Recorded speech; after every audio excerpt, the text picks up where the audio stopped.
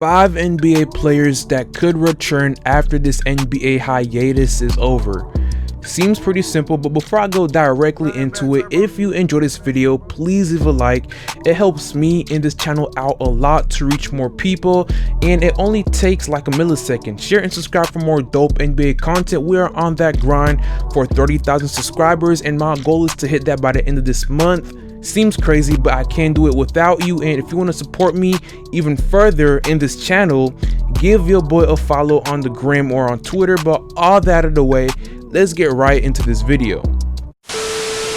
Yo, so is it just me, or is it crazy to think that it's already been almost 3 months since the NBA season was suspended, or a little over 3 months, but don't quote me on that. But that's longer than an entire off season.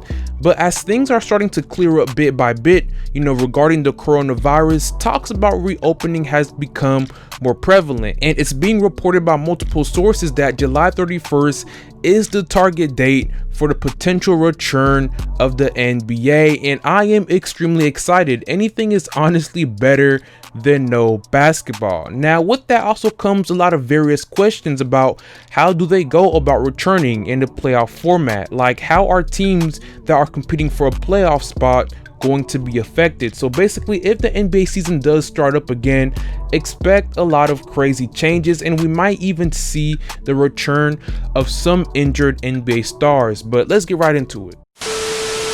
So coming at number 1 is John Wall. Now, is it me, or does it seem like John Wall has been out like forever now? John Wall has missed more than a year recovering from a ruptured Achilles tendon, probably the worst injury you can get as a pro basketball player. Most players that sustain this injury have never came back the same, and the only exception being Dominique Wilkins. But with that being said, it does seem like he has fully recovered, and in a recent interview with 247 Sports, he said this: "I feel like I'm the guy hunting people again, because now it looks like I don't be talked about with top point guards no more," or "oh, he's done, he won't be the same." So John Wall is pretty confident that he can return to the player that he used to be before he got injured, but that remains to be seen. But a lot of reports we've gotten from the Wizards organization as a whole says John Wall is 110% healthy, which is still good to hear. Now, if John Wall will return when the season hiatus is over is another question. While the Wizards did say they plan on keeping him out for the remainder of this canceled season, resumed or not, the Wizards are the 9th seed in the Eastern Conference before the season was suspended, and they'll probably be contending for a playoff spot. So the possibility shouldn't be totally ruled out. Once the season resumes in July 2020, John Wall would have been out nearly a year and a half. So that's a lot of recovery time. Number 2 is Yusuf Newark. Now, if you guys don't remember, Yusuf Newark suffered a gruesome compound leg fracture last March. Basically, the man broke his left leg, and if you don't remember, I'll show you the video, but be aware it is pretty gruesome. Baseline, Carroll met him there. That's no good. Nurkic again on the offensive boards, and now he's hurt. And Yusuf Nurkic is seriously hurt. That is a serious injury. And I would suggest we're probably not going to show you a replay of that. Now, before the season was suspended, Yusuf Newark was set to hit the floor again on March 15th, so it's pretty likely that he'll play upon the return of the NBA season in July. Now, before the season was suspended, the Blazers were the 9th seed in the Western Conference, and they could really use someone like Yusuf Nurkic, as they were struggling all year during the season. I'm also glad that Nurkic was also able to make a full recovery from that gruesome injury. Now, at number 3, we have Roberson. Now, I'm not gonna lie, I almost forgot this man was in the NBA. I legit thought, he retired and was fully committed to his relationship with Rachel. Now, I'm just playing, but if you don't remember, Roberson suffered a nasty injury during a game against the Pistons in 2018 and hasn't seen the court since then. He's been out for over 2 years with various knee injuries. And while the Thunder organization hasn't really given us any update on his health, on the podcast, Roberson had this to say: I'm kind of past the rehab process. I'm almost to the point where I should be playing, honestly.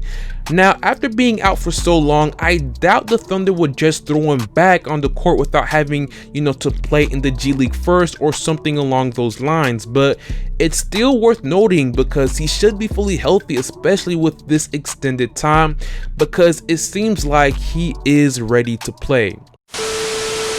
At number 4, we have Kyrie Irving. Now, before the season was suspended, Kyrie Irving had to undergo surgery on his shoulder in March, and it was considered a season-ending injury, but it did have a recovery time of about 4 months. So knowing that he could be good to go by July 31st, plus he'd be able to play during training camp.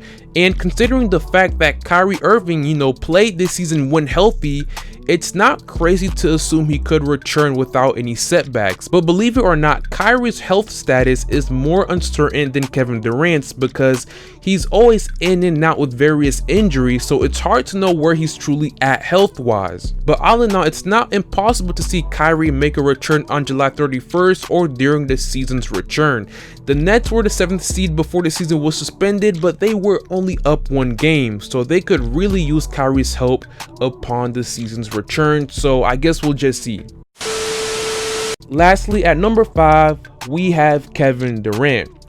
Now, Kevin Durant's situation is similar to Kyrie, but unlike Kyrie's, we've gotten a much clearer update from the Nets regarding Kevin Durant's health, and in a quote, this is what the general manager of the Nets, Sean Marks, had to say about KD's health.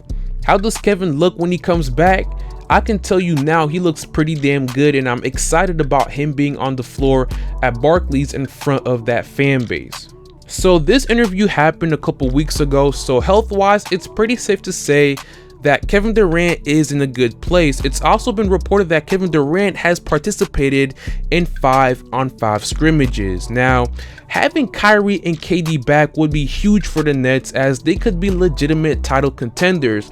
But with that being said, it's not always that easy. For one, KD and Kyrie hasn't played together, so the chemistry won't be there and it will take a lot of time to figure things out. So knowing that, and also knowing how careful the Nets are, mixed with the fact that, they haven't played together yet, they probably won't play KD. And if KD don't play, then Kyrie probably won't play also. But once again, the possibility is there for them to go after a title, and if they are truly healthy, then personally for me, there's always a chance they could possibly play during the return of the season. I've seen a lot of crazy things happen over the years, so you never truly know what's going to happen. But with that being said, I'd love to hear y'all's thoughts about the return of the season in this whole situation, and if healthy, should Kyrie and KD return? Once again, I'd love to hear y'all's thoughts in the comment section below. But with that being said, that is all I got for you guys today, and if you enjoyed this video, please leave a like, share, and subscribe for more dope NBA content. We are on that grind for 30k subs, and don't forget to hit that bell to be notified when I post a brand new fire video, and give your boy a follow on the gram. But with that being said, I hope you guys have an amazing day, and I will see you all later. Peace.